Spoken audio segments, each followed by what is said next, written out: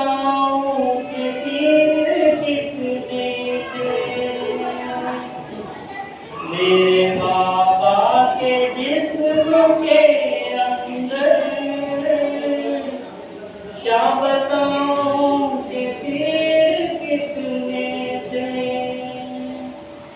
وہ کہ کہتے تھے عابد مستر، کیا بتاؤں کہ تیر کتنے تھے میرے بابا کے جسم کے اندر، کیا بتاؤں کہ تیر کتنے تھے۔ وہ کہ کہتے تھے عابد مستر، کیا بتاؤں کہ تیر کتنے تھے۔ تیر جتنے تھے پہنچے آدھا پر، سب چلائے وہ میرے بابا پر۔ تیر جتنے تھے پہنچے آدھا پر، سب چلائے وہ میرے بابا پر۔ کلبے مجھ پر چلے ہیں وہ خنجر، کیا بتاؤں کہ تیر کتنے تھے۔ لوگ کہتے تھے عابد مستر، کیا بتاؤں کہ تیر کتنے تھے۔ سر سے پاؤں تلک نیزہ، سر سے پاؤں تلک نظر آیا، زین سے جب زمین پر آیا۔ سر سے پاؤں تلک نظر آیا، زین سے جب زمین پر آیا۔ زلف ٹھہرا ہوا تھا تیروں پر، رو کے کہتے تھے عابد مستر، کیا بتاؤں کہ تیر کتنے تھے۔ رو کے کہتے تھے عابد مستر، لاش جب بھی اٹھانے جاتے تھے، تیر پر تیر خود بھی کھاتے تھے۔ لاش جب بھی اٹھانے جاتے تھے، تیر پر تیر خود بھی کھاتے تھے۔ وہ بیاں کیسے عصر کا منظر، کیا بتاؤں کہ تیر کتنے تھے۔ لوگ کہتے تھے عابد مستر، کیا بتاؤں کہ تیر کتنے تھے۔ کوئی گنتی نہیں کی تیروں کی، زندگی رن میں آہ بھرتی تھی۔ کوئی گنتی نہیں کی تیروں کی، زندگی رن میں آہ بھرتی تھی۔ ایسا لگتا تھا اوڑھنی چادر، کیا بتاؤں کہ تیر کتنے تھے۔ لوگ کہتے تھے عابد مستر، کیا بتاؤں کہ تیر کتنے تھے۔ لوگ کہتے تھے عابد مستر، کیا بتاؤں کہ تیر کتنے تھے۔ برآواز سے بلند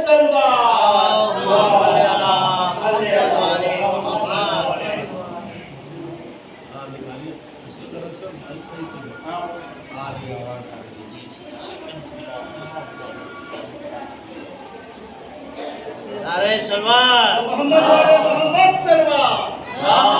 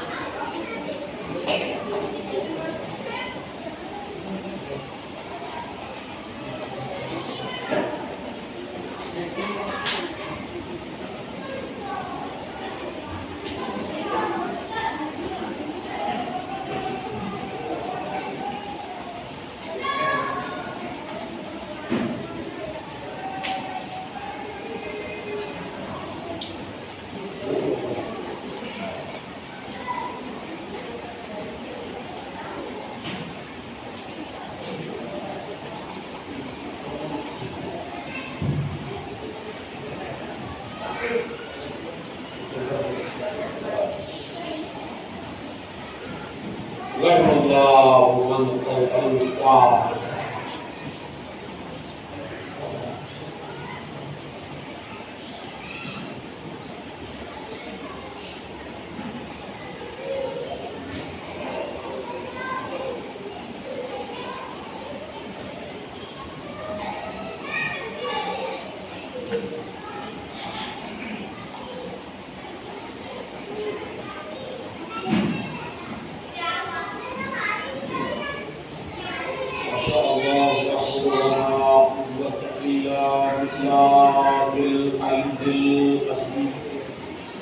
أعوذ بالله السميع العليم من الشيطان الرجيم. بسم الله الرحمن الرحيم.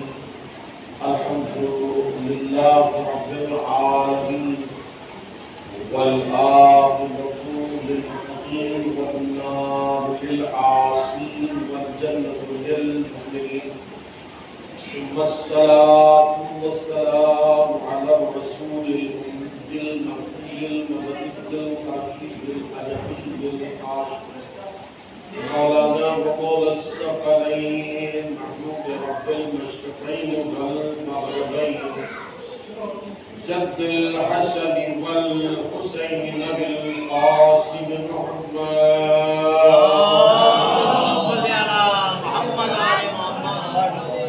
وآله الطيبين الطاهرين المعصومين المسلومين المرتجبين المتقين المطهرين ولعنة الله على أعدائهم ومنكر فضائلهم ومسائلهم ونجابتهم وخطابتهم وطهارتهم وسخاوتهم ورسالتهم وإمامتهم وولايتهم وفضيلتهم وقتلتهم وعطشهم أجمعين.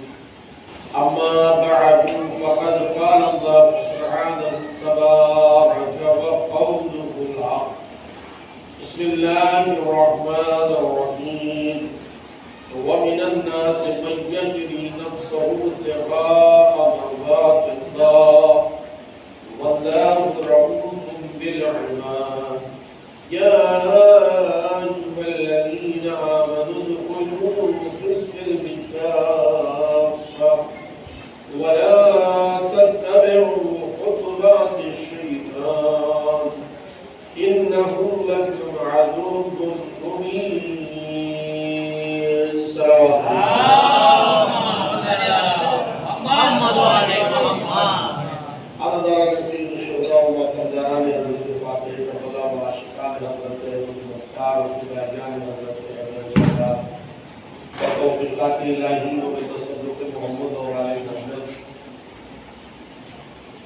ہمارا معاشرہ اور اسلام کے موضوع پر مسلسل آپ حضرات 4 روز سے 4 ایام سے مجالس سماعت فرما رہے ہیں اور آج اس سلسلے خمسہ مجالس جو انجمن پروانہ شبیر کی جانب سے منعقد ہوا ہے اس کی 5ویں اور آخری مجلس آپ بارگاہ گلشن حسینی میں سماعت فرما رہے ہیں.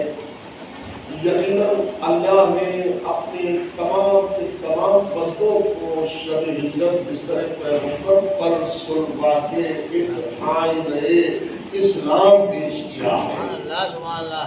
کہ اسلام کیا ہے؟ اسلام اپنے بزرگ کے حکم کے سامنے سر تسلیم خم کرنے کا نام اسلام ہے. اسلام کیا ہے؟ جو مولانا مسلم کشا نے نہج البلاغہ کے اندر اسلام کی ڈیفینیشن، اسلام کی جو تعریف بیان کی ہے، بہت اہم تعریف ہے. مولا فرماتے اسلام الاسلام هو التسلیم والتسلیم هو التصدیق والتصدیق هو الاقرار والاقرار هو الرضا والرضا هو العمل. آثارِ یہ تمام کے تمام خصوصیات و کمالات کے اقرار کرنے کے بعد، تسلیم کرنے کے بعد، ماننے کے بعد، سر تسلیم خم کرنے کے بعد، تصدیق کرنے کے بعد اعضاء و جوارح سے عمل کرنے کا نام اسلام ہے۔ آپ سمجھے؟ اسلام صرف زبان سے اسلام اسلام کہنے سے یہ مفہوم اسلام ادا نہیں ہوتا جو علی نے فرمایا۔ اور دیکھیے مزے کی بات تو یہ ہے کہ ایک طرف ہمارے اور آپ کے غدیری مولا مودود کعبہ بندے پروردگار صاحب ذوالفقار علی مرتضی اسلام کی ڈیفینیشن بیان کر رہے ہیں، اور دوسری طرف شب ہجرت کے موقع پر جو رسول کہہ رہے ہیں سر تسلیم خم کرتے ہوئے نظر آ رہے ہیں۔ یا رسول اللہ، ایک جان تو کیا 1000 جانیں مجھے ملتی تو بھی میں آپ کے اوپر قربان کر دیتا۔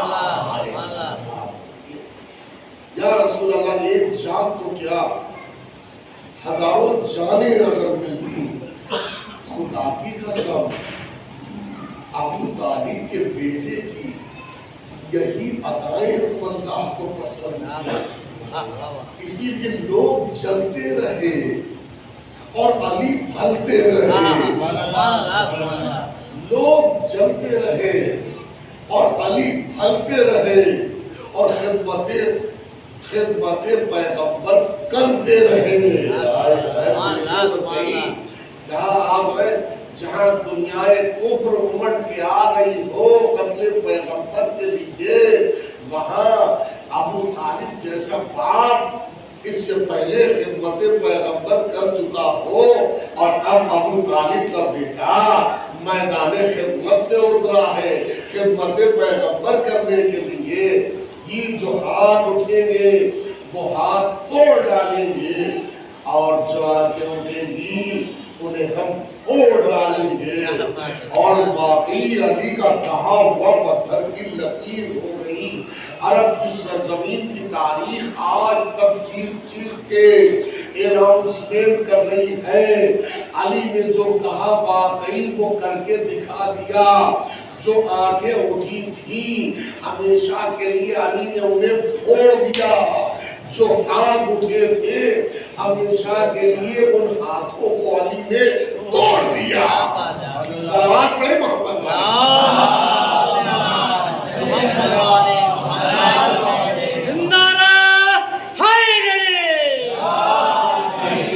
جی، آپ دیکھیں تو صحیح، اسلام کا ایک پس منظر ہے جو آپ کی خدمت میں حاضر کرنا ہے۔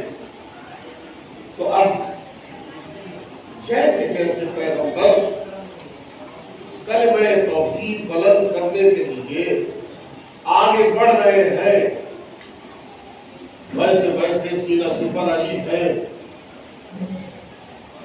لیکن حضور نے ایک انداز رکھا۔ مجلس درسگاہ حسینی ہے، یہ مجلس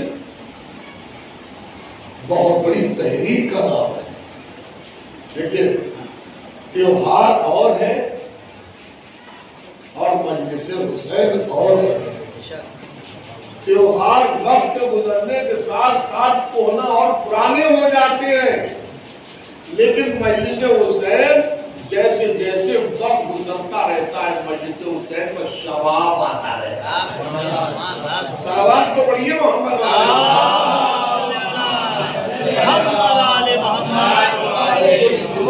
آپ کی خدمت کرنے والی بات ہے۔ یہ دنیاوی تیوہار اور ہوتے ہیں، اور یہ عقیدت کی مجلس حسین اور ہے۔ لیکن تیوہاروں میں ہم نے مجمع کو کبھی کم کبھی زیادہ دیکھا ہے، لیکن یہ مجلس حسین ایسی درسگاہ ہے، ایسی تحریک ہے کہ جب سے اس کا انعقاد ہوا ہے فرش زمین پر، تب سے لے کے آج تک کی تاریخ گواہی دے رہی ہے کہ مجلس حسین میں لوگ زیادہ تو نظر آئے لیکن کم کبھی نظر نہیں آئے. کہیں نہ کہیں سے اللہ مجلس حسین میں سامعین کو، مومنین کو، عزاداران کو، موالیوں کو، محبین کو بھیج ہی دیتا ہے. ہم نے جب سے یہاں مجلس پڑھنا شروع کی ہے، جب سے ہم آئے، کوئی نہ کوئی چہرہ تو نظر آتا ہی ہے. اور پلس یہ کہ اگر ایک چہرہ یہاں کا مقامی کم ہوتا ہے تو بیرونی 2 یا 3 چہرے یہاں اللہ حاضر کر دیتا ہے. صلوات پڑھیے محمد والے.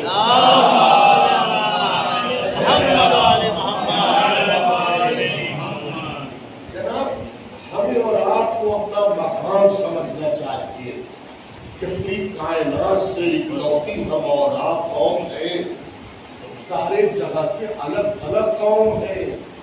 تو وہ معیار جیسے ہمارا معاشرہ اور اسلام، ہمیں اسلام پر کبھی دادا گیری نہیں کرنا چاہیے، بلکہ اسلام جیسے قانون کو ہمیں فالو کرنے کی کوشش کرنا چاہیے. ہمیں ہر موقع پر اسلام کو اپنا حاکم سمجھنا چاہیے، اسلام کو اپنا ہمیں رہبر سمجھنا چاہیے. جب اسلام کو حاکم ہم سمجھیں گے، جب قانون کو ہم حاکم سمجھیں گے تو علی کی حاکمیت ہماری سمجھ میں آئے گی. جب ہم ادھر کے قانون ہی کو نہیں سمجھیں گے تو قانون چلانے والے کو کیا سمجھیں گے؟ کیا کہہ گیا؟ ارے جب قرآن ہی نہ ہم سمجھ پائے تو باہر سے قرآن کو کیا سمجھیں گے؟ صلوات پڑھی محمد والے محمد.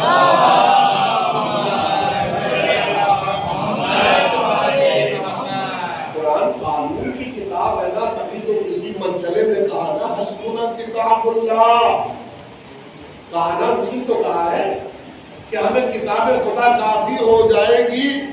ارے بھائی جب دنیا کی چھوٹی سے چھوٹی کتاب انسان کے لیے کافی نہیں ہوتی ہے جب تک کہ وہ معلم کے انڈر میں ہے نا زیر تسلط نہ کی جائے. آپ خود حساب چاہتا ہوں آپ سے، جب چھوٹی سے چھوٹی کتاب بغیر استاد کے، بغیر معلم کے، بغیر پڑھانے والے کے نہیں سمجھ میں آتی تو پھر اتنی بڑی آسمانی کتاب جسے قرآن کہا جاتا بغیر معلم کے کیسے سمجھ میں آئے گی؟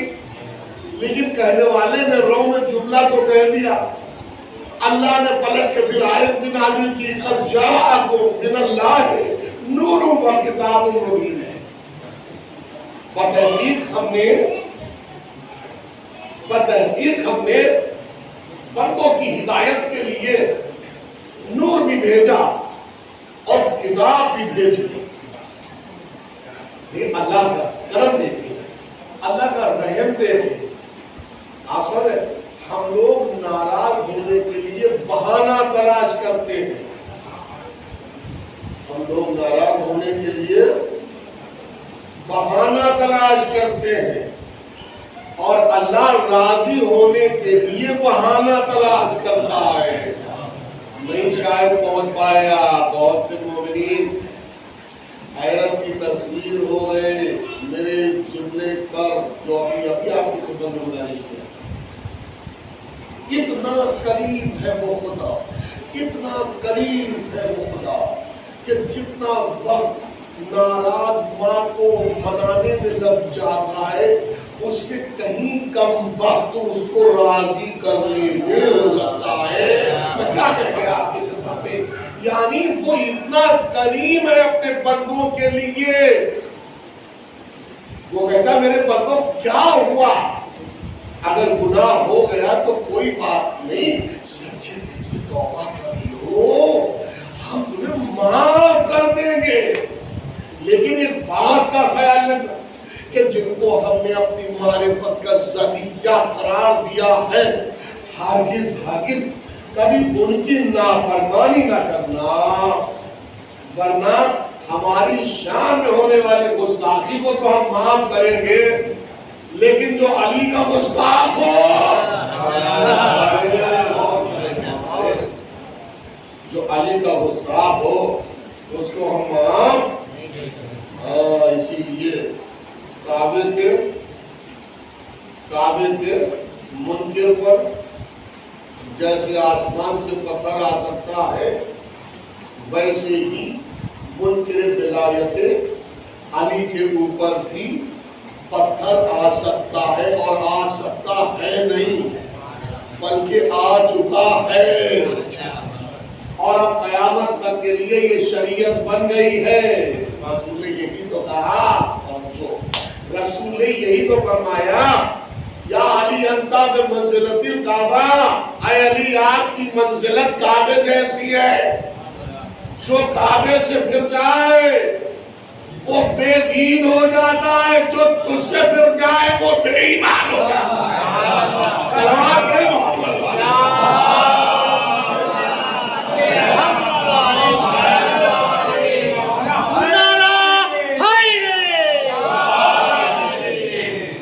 دین کی خدمت کے لیے بڑے پاپڑ بیچنا پڑتے ہیں، بڑی قربانیاں اٹھانا پڑتی ہے، بڑے مسئلے برداشت کرنا پڑتے ہیں، ایسے پوری دین کی قربانی ہو جاتی ہے۔ سردار جی جب یہ پرچم توحید بلند کرنے نکلے نا، چہرے محمد کو بہت سے دیکھ کے کلمہ پڑھ کے مسلمان ہوئے ہیں۔ کیوں؟ اس لیے اللہ نے ایسی وجاہت رکھی ہے، چہرے محمد میں